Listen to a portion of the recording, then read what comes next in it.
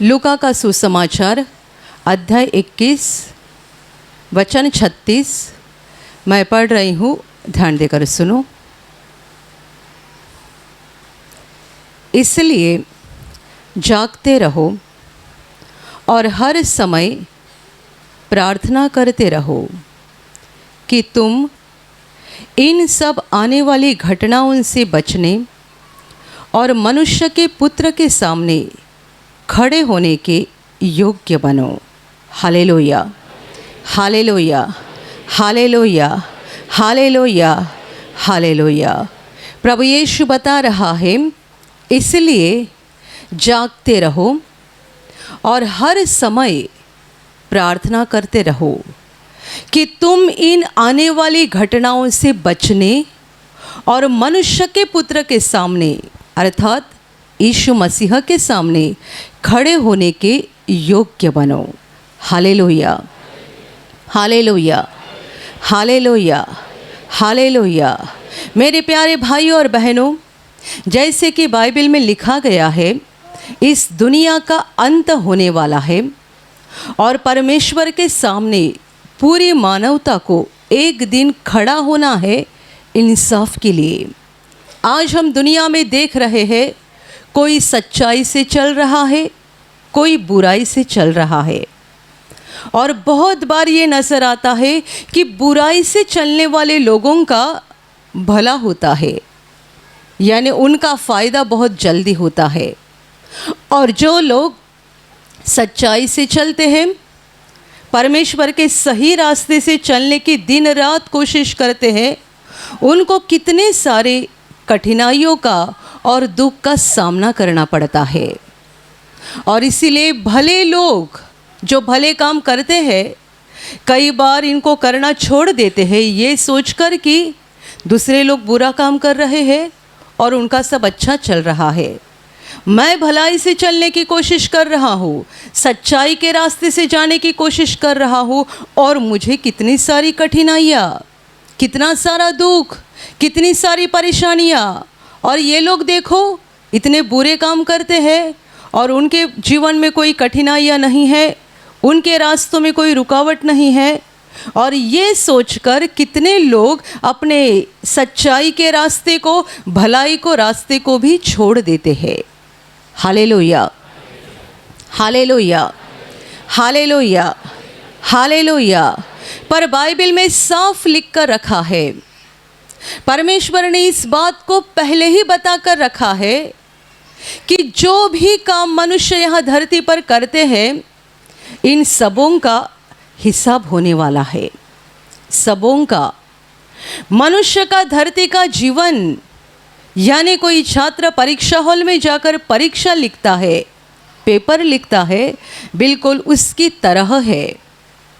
हमारा पेपर लिखना शुरू है, और यदि हम पेपर लिख रहे हैं तो इसका मतलब रिजल्ट भी आएगा।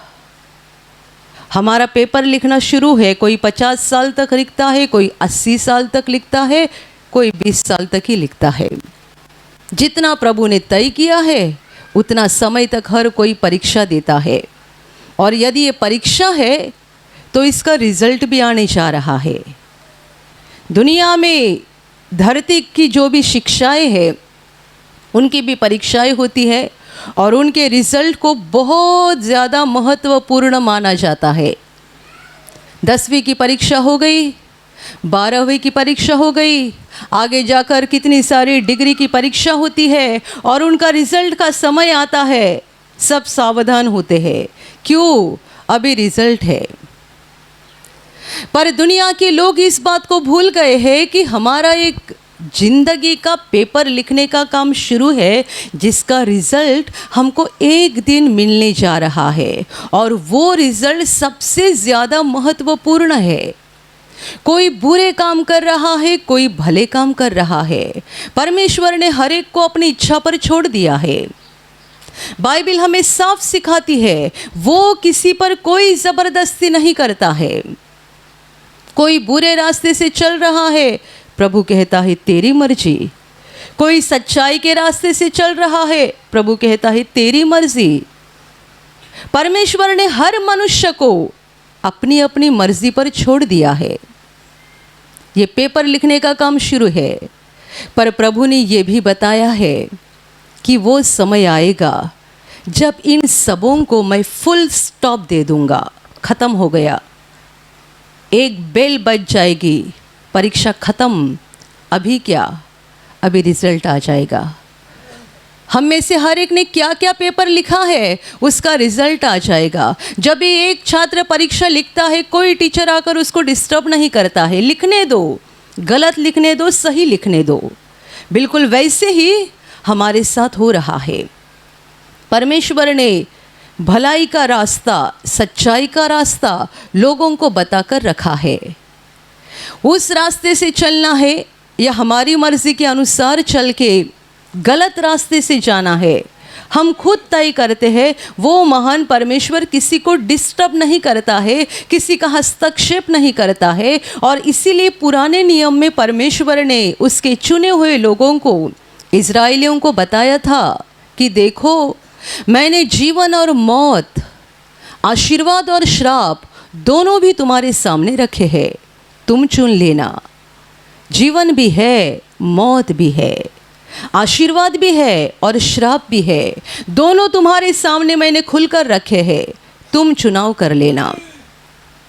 दुनिया का हर मनुष्य चुन रहा है और एक दिन वो आ जाएगा जब आखिरी घंटा बज जाएगी, परीक्षा हॉल से बाहर निकलने का समय रहेगा, ख़त्म हो गया और क्या हो जाएगा। बाइबल कहती है यीशु मसीह आसमान के बादलों पर सवार होकर उसके स्वर्गदूतों के साथ यहाँ पर आ जाएगा। और ये सच्चाई और किसी ने नहीं बताई, खुद यीशु ने बताई है। दुनिया का इंसाफ किस तरीके से हो जाएगा, ये पूरी बात प्रभु यीशु ने खुद बताई है। वो आएगा न्यायाधीश बनकर, जो आज उद्धार करता है, आज मुक्ति दाता है, पर उस दिन वो न्यायाधीश बनकर आ जाएगा।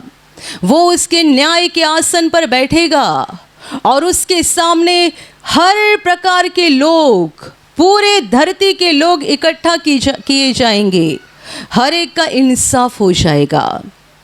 उनमें से कुछ लोगों को प्रभु उसके दाहिने हाथ पे खड़ा करेगा और दाहिने हाथ पे वो लोग रहेंगे जिनका इंसाफ नहीं हो जाएगा, क्योंकि यीशु ने ये बात भी पहले ही बता कर रखी है कि जिसने उस पर विश्वास किया है उसका इंसाफ नहीं हो जाएगा, क्योंकि वो पहले ही मृत्यु से जीवन में प्रवेश कर चुका है। Hallelujah, hallelujah. ऐसे लोग जिन्होंने धरती पर ही अपने पापों का पश्चाताप किया, यीशु पर विश्वास करके अपने पापों की क्षमा पाई है और यीशु के पीछे पीछे चलते रहे हैं, वे लोग दाहिने बाजू में खड़े हो जाएंगे, बाकी लोग बाएं बाजू में खड़े रहेंगे। हर एक का इंसाफ हो जाएगा। प्रकाशित वाक्य कहता है किताबें खुल जाएगी। हमने क्या क्या किया है, हम भूल गए, दुनिया भूल गई, परमेश्वर नहीं भूला। आपने किसी गरीब पर अन्याय किया है, आप भूल गए, दुनिया भूल गई, पर उस दिन आपके किताब में वो बात पढ़कर दिखाई जाएगी कि आपने ये दिन, इस समय, इस घड़ी, इस गरीब मनुष्य के ऊपर अन्याय किया था। किताबें खुल जाएगी, हर मनुष्य के जीवन की भली बुरी बातें पढ़कर बताई जाएगी और हर एक का इंसाफ हो जाएगा। वो रहेगा रिजल्ट का दिन, कोई पास हो जाएगा, कोई नापास हो जाएगा, यानी फेल हो जाएगा। और जो फेल हो जाएगा उनके लिए दोबारा परीक्षा देने का कोई मौका नहीं है। Hallelujah, hallelujah, hallelujah, hallelujah, hallelujah. जिस दिन वो रिजल्ट आ जाएगा उस दिन कई सारे लोग अपनी छाती को पीटेंगे और प्रभु से कहेंगे एक बार फिर से मौका देना, एक बार फिर से, अभी हम पास होकर दिखाएंगे। प्रभु कहेगा खत्म हो गया है समय, अभी समय ही नहीं है। हम बाइबल में घटना पढ़ते हैं जो यीशु ने खुद बताई है एक अमीर मनुष्य और गरीब मनुष्य लाजर, दोनों की घटना, एक गरीब एक अमीर। गरीब मनुष्य मरने के बाद सुखलोक में चला गया, अमीर मनुष्य मरने के बाद अधोलोक में चला गया। उसने अपने आँखों को उठाकर देखा और इस बात को लेकर अचंभित हुआ कि मेरे घर के पीछे बैठने वाला ये भिखारी अभी तो सुखलोक में अब्राहम के बाजू में बैठा हुआ है। उसने प्रार्थना की अब्राहम के पास। अब्राहम इज़राइल का बाप है, तो उसने उसी शब्द से कहा, हे पिता अब्राहम, क्योंकि अब्राहम उन लोगों का बाप है, मुझे एक बूंद पानी दे। वो लाजर जो तुम्हारे बाजू में बैठा है ना, उसको यहाँ भेज, मैं यहाँ अग्नि में तड़प रहा हूँ। उसे कहना, एक बूंद पानी लाकर मेरे जबान पर रख देना, मेरे दिल को ठंडा करना। पर अब्राहम ने साफ कहा, ये मुमकिन नहीं है। उसने दूसरी विनती की, लाजर को धरती पर भेजो मेरे भाइयों के पास, क्योंकि मेरे और भी भाई धरती पर जी रहे हैं। वो वैसा ही जीते रहे तो यहाँ मेरे पास आ जाएंगे, कम से कम वो तो यहाँ नहीं पहुँच पाए। इसीलिए लाजर को भेज दो उनके पास, ताकि वो उनको गवाही देगा कि मरने के बाद कहाँ जाना पड़ता है, और वे डर जाएंगे, सावधान हो जाएंगे और गलत रास्ता छोड़कर सच्चाई के रास्ते से चलेंगे। कम से कम मेरे भाई तो इस भयानक जगह पर नहीं पहुँचेंगे। अब्राहम का जवाब ये था, तुम्हारे भाइयों को ये सारी बातें बताने के लिए धरती पर भविष्यवक्ता है, परमेश्वर के दास है, उन्होंने उनकी बात को सुनना चाहिए। बिल्कुल वैसा ही परमेश्वर बहुत सारे लोगों को अंत के दिन जवाब देगा। कितने सारे लोग कहेंगे, प्रभु तूने खुद मेरे सामने आकर बताया होता तो मैंने गलत रास्ता छोड़ दिया होता। प्रभु कहेगा, ऐसे दिन, ऐसे तारीख, ये समय मैंने मेरा दास तुम्हारे पास भेजा था। इस साल, इस महीने में, इस दिन यूट्यूब पर तुमने मेरे दास के द्वारा वचन को सुने थे, और क्या किया, वो वीडियो बंद कर दिया और दूसरा वीडियो शुरू कर दिया। वो मेरा दास बोल रहा था, वो मेरी दासी बोल रही थी। मतलब कौन बोल रहा था? मैं ही तुमसे बात कर रहा था। यीशु ने कहा है उसके लोगों को, उसके चेलों को, जो तुम्हें ग्रहण करता है वो मुझे ग्रहण करता है। यीशु का चेला बोलता है, मतलब खुद यीशु मसीह बोलता है। Hallelujah, hallelujah, hallelujah. लोग कहेंगे कि यदि प्रभु हमारे सामने आकर खड़ा होता तो हम गलत रास्तों को छोड़ देते। प्रभु कहेगा, मैंने मेरा दास भेजा था, मेरी दासी भेजी थी, मेरे लोग तुम्हारे पास भेजे थे, तुमने उनकी नहीं सुनी, अभी दोबारा मौका नहीं है। मेरे प्यारे भाइयों और बहनों, दुनिया का अंत होने जा रहा है और हर मनुष्य, चाहे वो राजा हो या भिखारी हो, बहुत पढ़ा लिखा हो या अनपढ़ हो, हर एक का इंसाफ हो जाएगा। हमने जो काम किए हैं उनका लेखा हमको देना है, उनका हिसाब हमको परमेश्वर को देना है। आज बुरे लोग बुरे रास्ते से चल रहे हैं, प्रभु किसी को नहीं रुका रहा है, हर कोई अपने अपने रास्ते से चल रहे हैं, क्योंकि वो समय परमेश्वर ने वो दिन नियुक्त किया है जब वो मनुष्यों का इंसाफ करने जा रहा है। Hallelujah, hallelujah. पर ये इंसाफ का दिन आने से पहले परमेश्वर धरती को हिलाएगा। ये दिन अचानक नहीं आएगा, परमेश्वर पहले धरती को हिलाएगा। बहुत बड़े बड़े संकट आ जाएंगे, संकट नहीं महासंकट आ जाएंगे। परमेश्वर ने धरती को बनाया तब से लेकर कभी नहीं आए थे ऐसे महासंकट के दिन रहेंगे।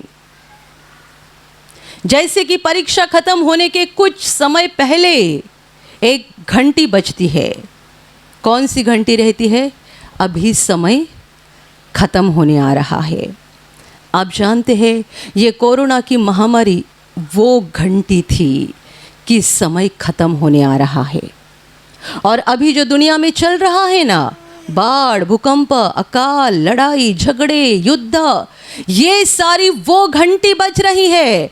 समय खत्म होने आ रहा है, समय खत्म होने आ रहा है। पर आप जानते हैं ये घंटी उन्हीं लोगों को सुनाई दे रही है और उनके ही समझ में आ रहा है जो आत्मा में जाग रहे हैं, जो आत्मा में सोए हैं, सच्चाई में मरे हैं। इनको ये घंटी समझ में ही नहीं आ रही है। आपने ऐसी कई लोगों की नींद देखी होगी कि उनके आसपास कितना भी शोर हो जाए, इनकी नींद खुलती नहीं है। हम कहते कैसा भयानक सोया है, इतना शोरगुल आसपास हो रहा है तो भी इनको जाग नहीं आ रही है, इनकी नींद नहीं खुल रही है। बिल्कुल इसी रीति से दुनिया के बहुत सारे लोग आत्मा में सोए हुए हैं और जोर जोर से घंटी बज रही है, खतरे की घंटी। वो दिन आ रहा है, वो दिन आ रहा है, वो दिन आ रहा है। ये घंटी बजते जा रही है, पर लोग इतने आत्मा में सोए हुए हैं और बेहोश हालत में हैं कि उनको ये घंटी सुनाई नहीं दे रही है। मेरे प्यारे भाइयों और बहनों, अभी जो दुनिया में हो रहा है, इससे हम साफ जानते हैं कि वो इंसाफ का दिन बहुत नज़दीक है, न्याय का दिन बहुत नज़दीक है। विश्वासियों का स्वर्ग में जाना और अविश्वासियों का विनाश होना, ये समय बहुत नज़दीक आ गया है। पर कितने सारे लोग इस बात से अनजान हैं क्योंकि ये आत्मा में सोए हुए हैं।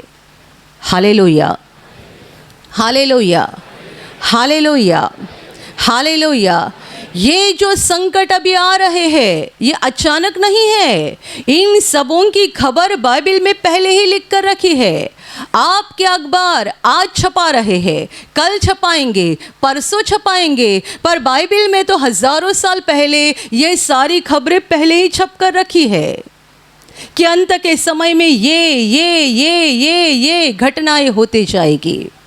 कितनी जगह पूरा नाम लिख कर रखा है, जगहों के नाम तक लिखे रखे हैं, सारी घटनाएं पहले बता कर रखी है, तो भी लोगों के समझ में नहीं आ रहा है। प्रभु चाहता है कि उसके लोग ऐसी हालत में ना रहे कि वे सोते जाए। यीशु कहता है तुम जागते रहो और हर समय प्रार्थना करते रहो, आत्मा में जागते रहो, नींद मत लेना, हर समय प्रार्थना करते रहो।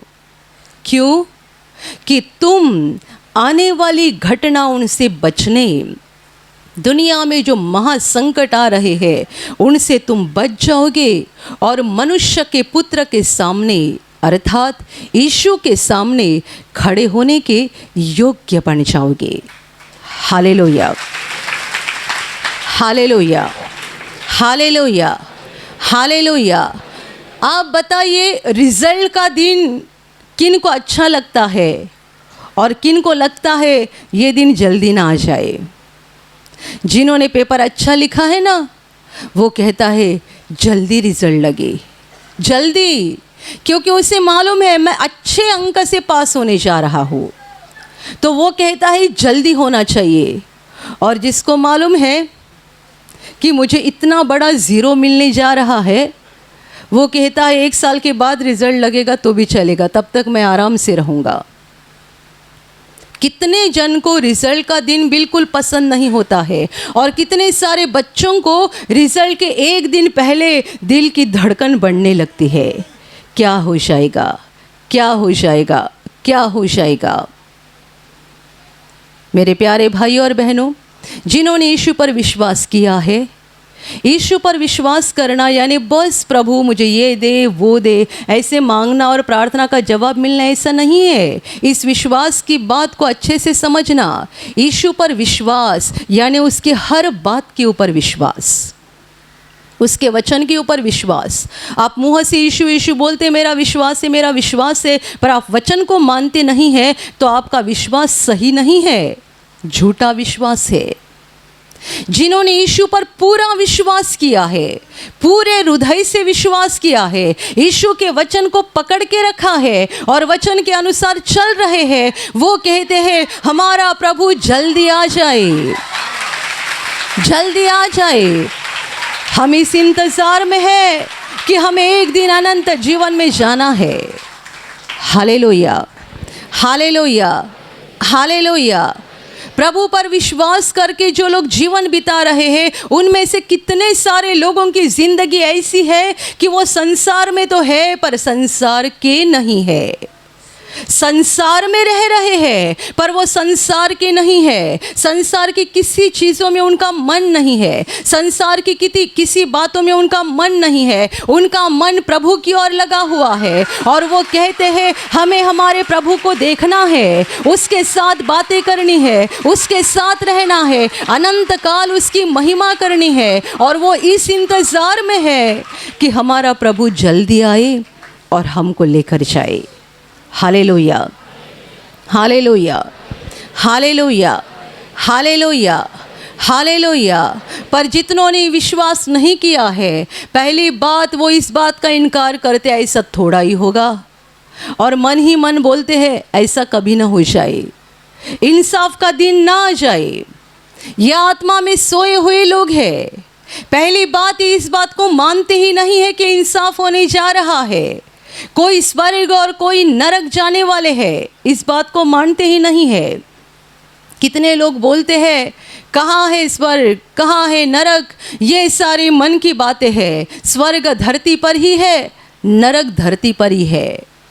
जो लोग ऐसी बातें बोलते हैं ना, उन्हें बस इतना ही बता देना, ज़्यादा बहस करने की ज़रूरत नहीं, जब प्रभु आएगा तब मुझे मिलना और बात करना स्वर्ग है या नरक है, अभी बहस करने की कोई ज़रूरत नहीं है।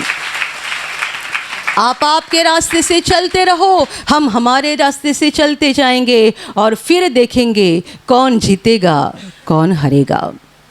आज बहस करने से क्या मतलब है, क्योंकि हम आपको स्वर्ग नहीं दिखा सकते हैं, नरक नहीं दिखा सकते। हाँ, पर आत्मिक रूप से ये बात ज़रूर दिखा सकते हैं, यदि आप विश्वास करोगे तो। कैसे बताओ?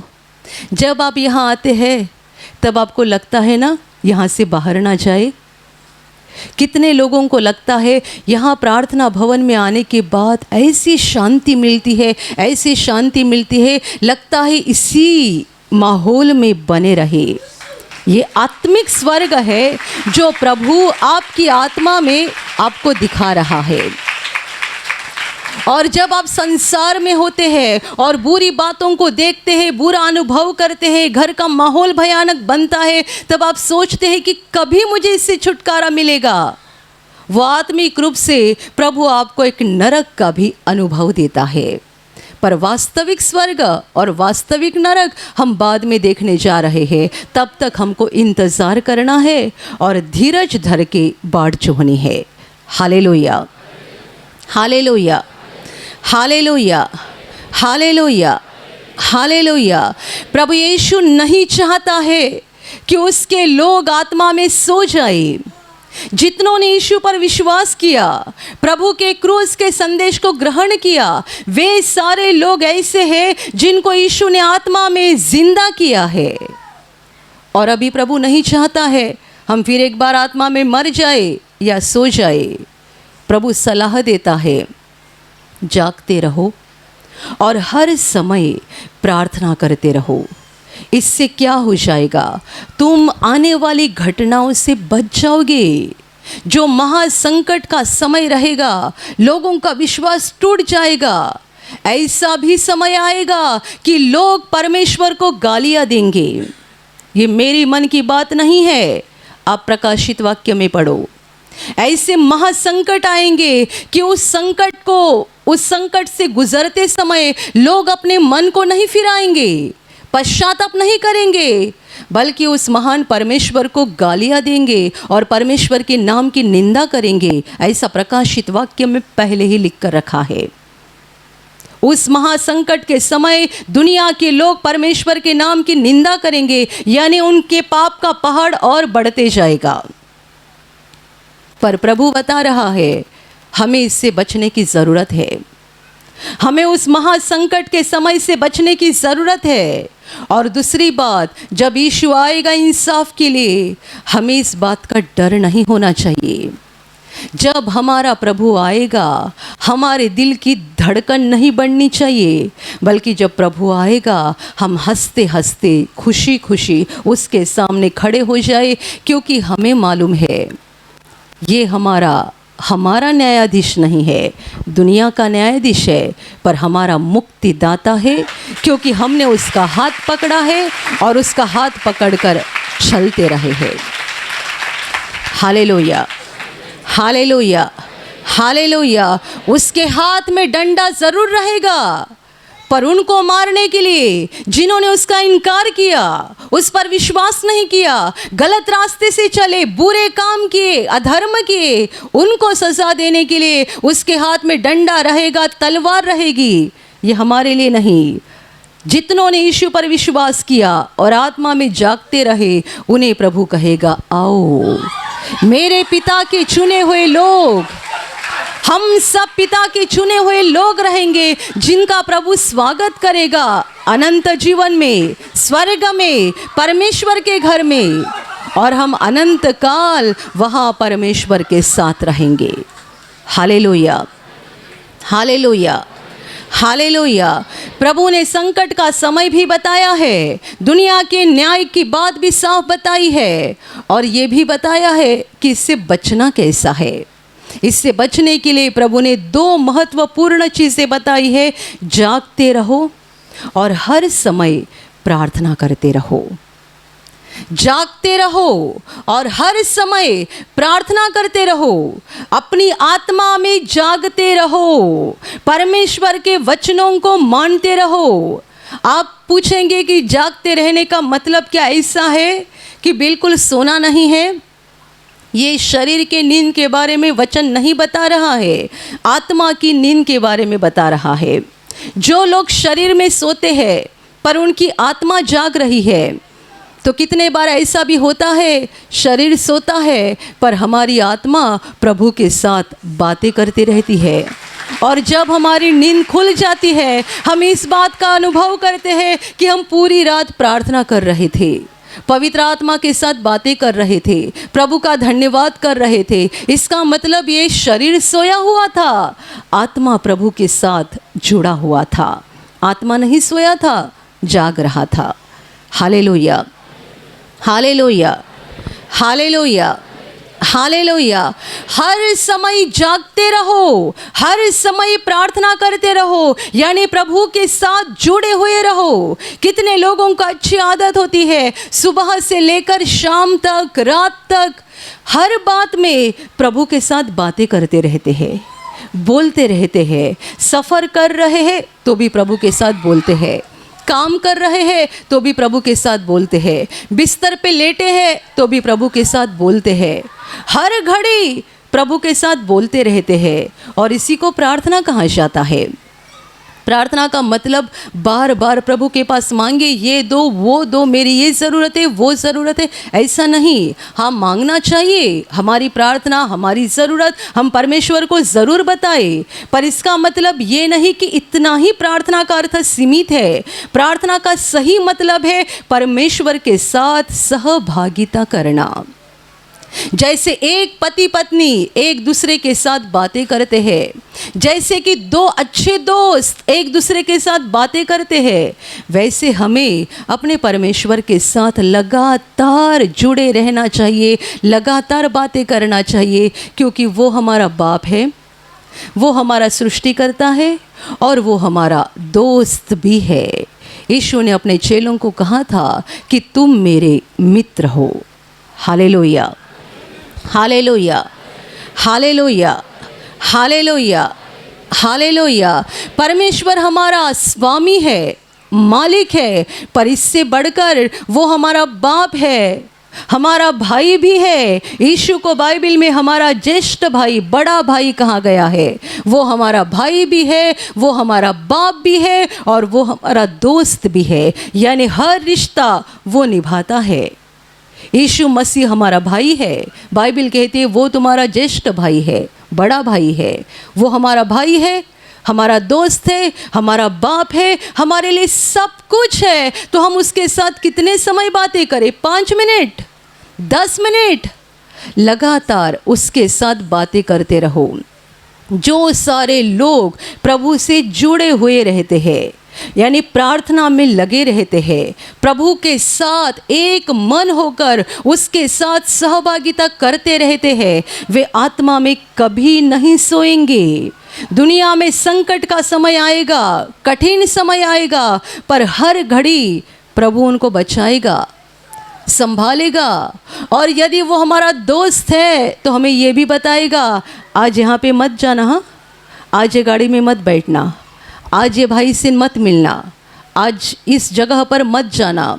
वो दोस्त है तो सारी बातें हमें पहले बताएगा। Hallelujah, hallelujah, hallelujah. तुम सब इन आने वाली घटनाओं से बचने और मनुष्य के पुत्र के सामने खड़े होने की योग्य बनो, इसीलिए जागते रहो और हर समय प्रार्थना करते रहो। आप में से जितने सारे लोग मोबाइल के अधीन हो गए हैं, दुनिया के सारे सिनेमा, सीरियल और खेलना कूदना, मोबाइल पे गेम खेलते रहना, इन सारी बातों में व्यस्त हो गए हैं। और यदि आप विश्वासी लोग हैं तो मुझे आपको सलाह देना है, सावधान हो जाइए, सावधान हो जाइए। मोबाइल आपकी आत्मा को सुला देगा, मोबाइल आपकी आत्मा को सुला देगा। आप दिन रात मोबाइल में बिजी है, कितने सारे लोगों के साथ भी बातचीत करते हैं, कई सारे लोगों का फ़ोन हमेशा एंगेज रहता है, जब कभी उनको फ़ोन करो एंगेज ही रहते हैं। आप दुनिया के साथ, लोगों के साथ बहुत बातें करना बंद करो। ऐसा नहीं कि बहुत बातें करने से आपका बहुत फ़ायदा हो जाएगा, नहीं, आपका नुकसान हो जाएगा। मनुष्यों के साथ जितना ज़रूरी है उतनी बातें करो। और जो अविश्वासी है, जो यीशु पर विश्वास नहीं करते हैं या जो सच्चाई के रास्ते से नहीं चलते हैं, उनके ज़्यादा संपर्क में मत रहो। जितना ज़रूरी है उतना ही रहो। और जो विश्वासी भाई बहन हैं उनके संपर्क में ज़रूर रहो, पर इसमें भी एक सीमा होनी चाहिए। ऐसा नहीं आप लगातार घंटे घंटे उनके साथ बातें करते रहे। आप घंटे घंटे किसके साथ बातें कर सकते हैं? वो जो हमारा बड़ा भाई है, वो जो हमारा सच्चा दोस्त है, और वो जो हमारा सच्चा बाप है। Hallelujah, hallelujah, hallelujah, hallelujah, hallelujah. और बाइबल में यीशु को और एक बड़ी उपमा दी गई है जो बहुत सारे लोगों को हजम भी नहीं होती और समझ में नहीं आती। वो कलीसिया का पति है। पूरी कलीसिया एक दुल्हन है। कलीसिया अर्थात यीशु पर विश्वास करने वाले लोग, यीशु पर विश्वास करने वाले लोग एक दुल्हन के समान है और यीशु मसीह दुल्हा है। अभी देखो, हर रिश्ता वो निभाता है। वो दुल्हा भी है, वो बड़ा भाई भी है, वो दोस्त भी है, वो बाप भी है, तो और हमें किसकी ज़रूरत है? हालेलुया। आप दिन में कई बार पति के साथ बातें करते हैं, थोड़ा समय भाई के साथ बातें करते, थोड़ा समय दोस्त सहेली के साथ बातें करते, थोड़ा समय माँ बाप के साथ बातें करते। वो अकेला सारे रिश्ते निभाता है। वो अकेला हमारे लिए सब कुछ है। वो दुल्हा भी है, बाप भी है, भाई भी है, दोस्त भी है। Hallelujah, hallelujah, hallelujah. बाइबल में लिखा गया है कि एक बार प्रभु यीशु आराधनालय में उपदेश कर रहा था और लोगों की बड़ी भीड़ थी। तो किसी ने अंदर आके प्रभु से कहा, देख, तुम्हारी माँ और तुम्हारे भाई बाहर तुम्हारा इंतज़ार कर रहे हैं।